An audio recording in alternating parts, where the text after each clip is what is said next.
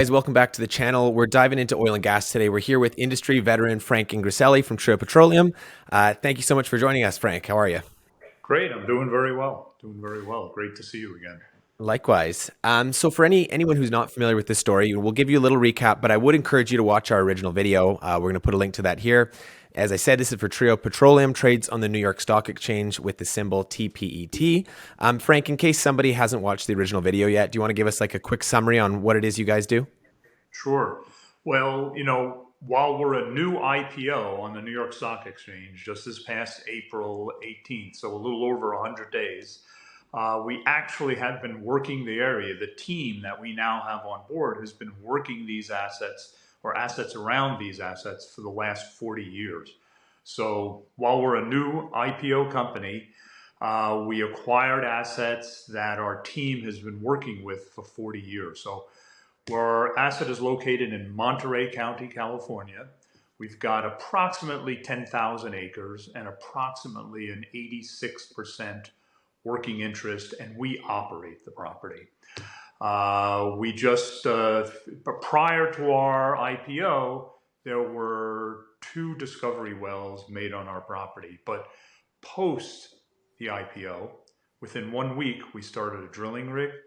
A few weeks later, that drilling rig had completed its well, and we just announced about a week ago that we had about a month ago that we had a significant oil and gas discovery, and about a week ago, the production rates on that first well, which blew us away because they're much higher. And we can talk about that a little more. But that's where we are, Monterey County, 10,000 acres. We're surrounded by other companies that are producing. And again, we'll talk about it maybe a little later, but there was an important decision made by the Supreme Court of California just last week that opened our ability to really move and aggressively move forward with our development plan. So we're excited about all in the company. Yeah, likewise. And we will dig into that for sure. So this large property we're talking about in Monterey, South Salinas, clearly you guys have had a busy summer, seeing lots of updates. Why don't you give us a comprehensive, overview on where you guys are at with that project? Sure. So we had, going into the IPO, we already had our permits in place. And our permits to not just drill, but to produce these oil wells. And so immediately, as we promised in the IPO, we secured a drilling rig. We drilled down to total depth. We came in significantly under budget in the drilling of this well. And of course, what we were hoping for was that we would find hydrocarbons, oil and gas accumulations in the well. And we did. And we announced that it was what we call a major discovery, because when you think about it, there's, think of it just going down into earth. There are different layers in there and different formations as you go way thousands of feet down. And we thought oil might just be correlated to another discovery well we made several years ago, and it'd be just around this certain area. Well, we found that there were several other zones that have oil and gas.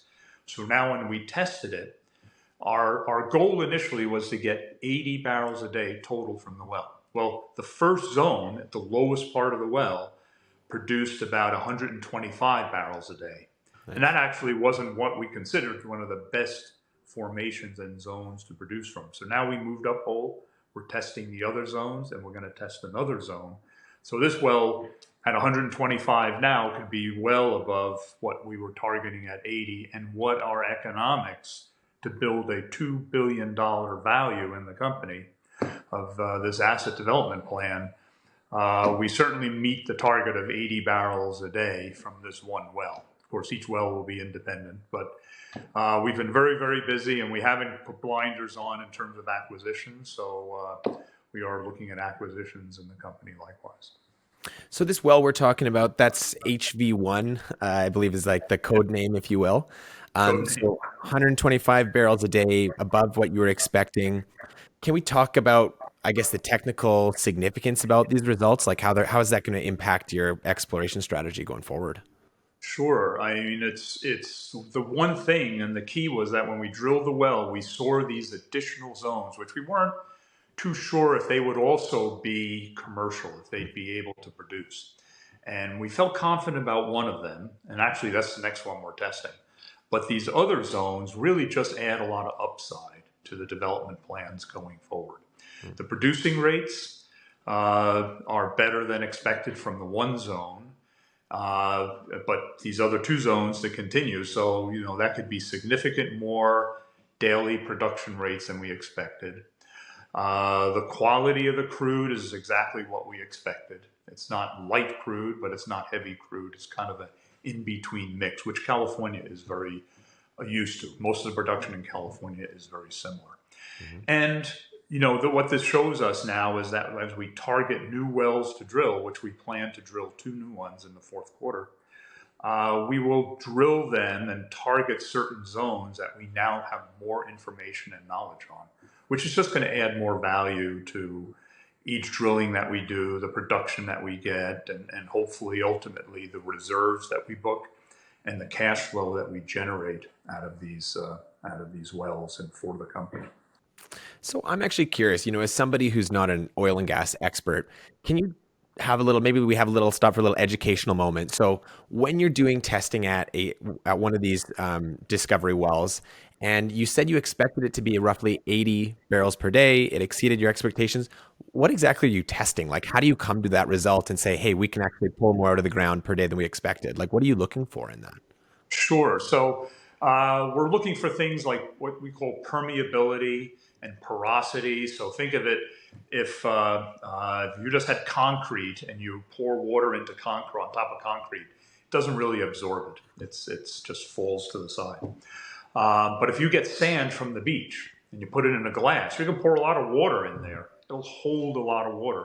So some of that relates to the permeability and the porosity of the substance underground. And so what we found was these areas, these formations, were much more permeable and have good porosity, space between the little particles to trap oil and gas. So then what we did is we go down the hole and we punch holes in this one area. So we know that this 100 feet showed oil, what we think was oil in that one area. And so what we do is we go down that 100 feet in the hole and we puncture outside the hole.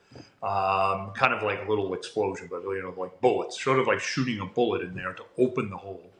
And what happens is the oil starts to flow in from that 100 feet. And what we do is we cap it above that, so it's not mixed with something else. So there's a cap above there, which then we'll remove. But we then just measure how much oil is coming out of there. Go on our website, we put up some great videos where you can click on these videos right on the cover page, and you'll see the gushing of the oil coming out when we opened up our production. It's just gushing out of there. It's not all oil. Some of it is water mixed with it, but you can see the black oil just gushing out of those wells. So that's what we'll do. Then we'll go to that next zone. We'll cap it off, seal it off. We'll shoot those holes out, and then we'll test that area there. Well, what we found is the number of feet, say we thought was 100, now it's 200. So it's the feet of that nice substance there is bigger, and it's more porosity and more permeable. So it's a little better substance there. So that kind of helps the production rates.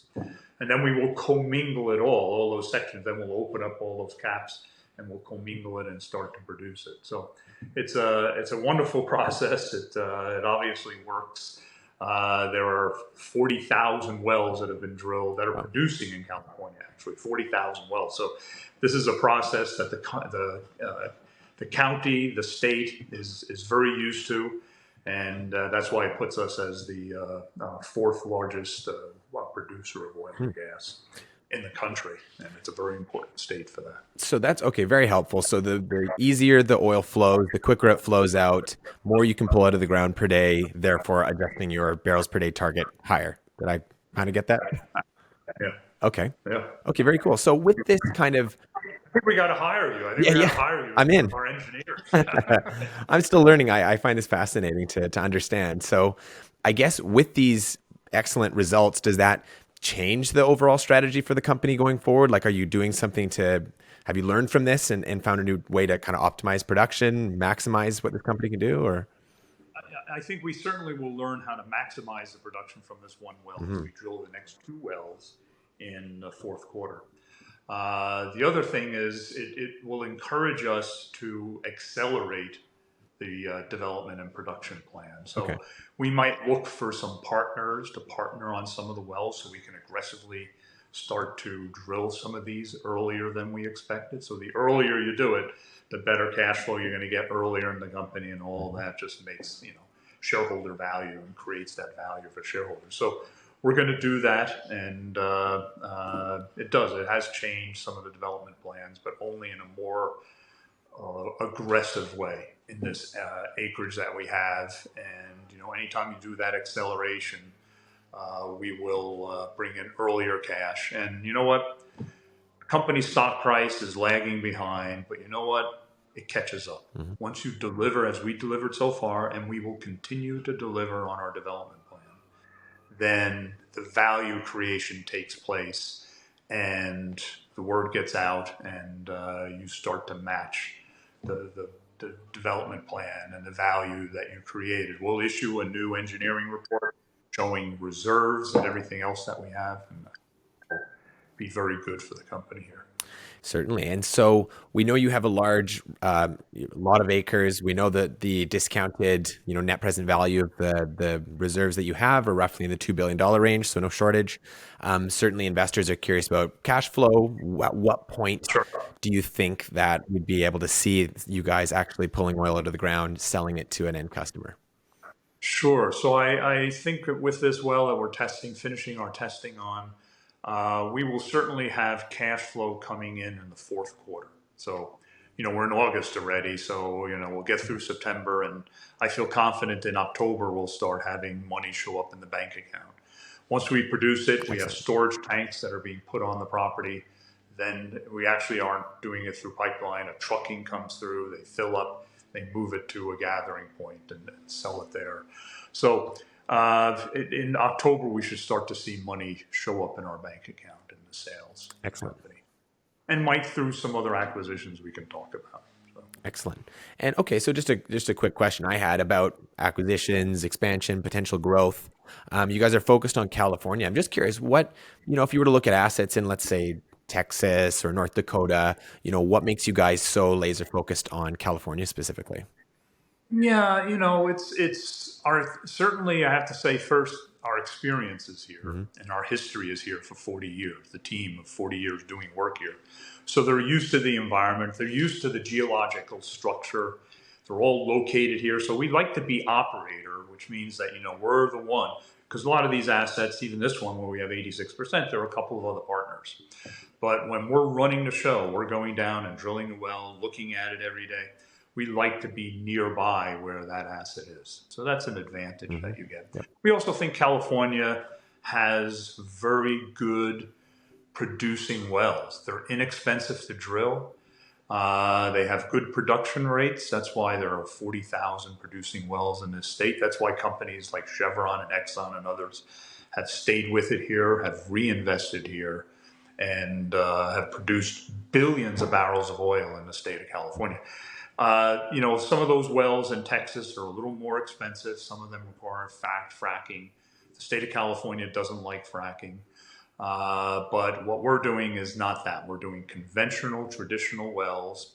And I mentioned in the beginning that the California Supreme Court here just ruled last week, and it was called Measure Z, Mm-hmm. that the appellate courts had said that rule was not valid and should be struck down. Well, California Supreme Court just ruled unanimously to strike down this Measure Z, which could have stopped some new development wells being built in Monterey County, where our asset is. We wouldn't have been affected by it immediately because we have permitting already and production license for the next several wells. But going forward to build this multi-billion dollar development plan, now there's not an obstacle like that. So, it just again lends itself to, California. While challenging, I'm not going to say it's not a challenging place to work in the oil and gas industry. But, when there are challenges, these seem to meet them and get a good result on those. And being the fourth largest producer, being the number 2 user of energy in the United States, and the fact that they import 70% of the oil coming in here, Yeah. the state really needs to develop more oil and gas resources. And that's why we're paying the highest price per gallon. People generally notice it in their gas tanks. So the highest price per gallon. And notwithstanding so many Teslas all around me being built, being bought, it's still oil and gas is still the traditional way, and you don't get electricity for your Tesla car without a power plant, and those are mostly powered by oil and natural gas. So you're Irony. not getting away from fossil fuels. They're still there. They're just a little further away where you don't see it, The but they're irony. still being used. So it's a good state, you know, and I live here. I'm not going to move out of here. I was a New Yorker, but I Yeah. like my environment here. So. Sure, certainly. So if we look at, beyond South Salinas, looking at expansion plans, future production, any insights you could provide on where you guys go from here? Sure. You know, so again, staying focused on California, we did announce earlier on that we were looking at 3 properties. One of them is called Hangman Hollow, and we're still looking at that. Another one was called Kern Front, which is down near the Bakersfield area. Chevron Texaco has like $1 billion value asset there. There's an asset down there we're looking at, but the one that we're most interested in, and we did sign a letter of intent on, is called the Union Avenue Producing Field. And right now we're getting closer and closer to finalizing that deal. So if I was a shareholder and looking at some milestones in the future, look for an acquisition of this Union Avenue oil field. It has production. It's been producing for years and years and years. And now that production, that cash flow will come right to the company immediately. So keep your eyes looking at that. The other nice thing is our office in Bakersfield is about a 10-minute ride just to get to that producing field. It's right in the middle of the city. It's been grandfathered and permitted forever, and so that'll last for another 20 years. That field there, so it would be a great acquisition. So while we're focused on developing our South Salinas project, we're also looking at these other opportunities in California. Excellent. So, okay, so you answered part of my next question, asking about looking for milestones in future development. But let's just say, yeah, like you said, shareholder looking for developments, specific milestones. Obviously, the tests that you've done on HV1, those proving to be positive. That would have been a great milestone. Kind of, what are the next things that shareholders should be keeping their eyes on? Sure. So besides this potential acquisition of Union Avenue, it'll be the next zone. What we get as production rates on these next 2 Okay. zones. And so I would expect we'll have that out pretty soon. I don't want to give a promise because Sure. if you say next week and it's the following week, Certainly. it's going to be very, very soon Okay. because we're up there now and we don't want to be doing this forever. So that'll be a milestone to look at. The next one would be that we sold our first cargo of crude oil. And what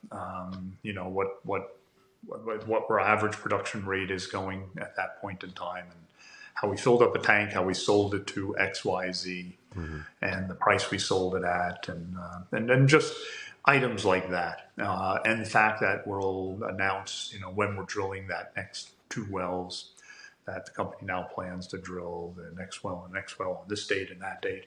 And we've already announced we actually have 3 oil and gas wells on our property that we can go back into and open up again. And with this Measure Z having been defeated, I think we can go in there and get the license, which we're working on, to start producing from those also. Those are old production wells that produce, but we just shut them in because we needed to get another new permit. And so now this opens the pathway to get those permits. So you can see a lot of ramp up in production and things like that. And so I think fourth quarter will be a very exciting quarter for the company with lots of those catalyst events. Excellent. Yeah, you guys have been hard at work this summer. Certainly, no breaks for you guys, and I'm looking forward to following through to the end of the year. So that's excellent. Frank, those are all my questions for you. I appreciate Great. the invite. Again, as a reminder to the audience, if you haven't watched our first video, I'd encourage you to do so. We'll include a link. This is Trio Petroleum on the New York Stock Exchange. TPET is the ticker, and this is Frank Ingriselli. Frank, one last time, thank you so much for taking the time to chat with us. I always appreciate it. Well, thank you. Good. Look forward to doing this again with some more good news. Absolutely. Looking forward to it. Thanks, Eric. Okay. Bye-bye, everybody.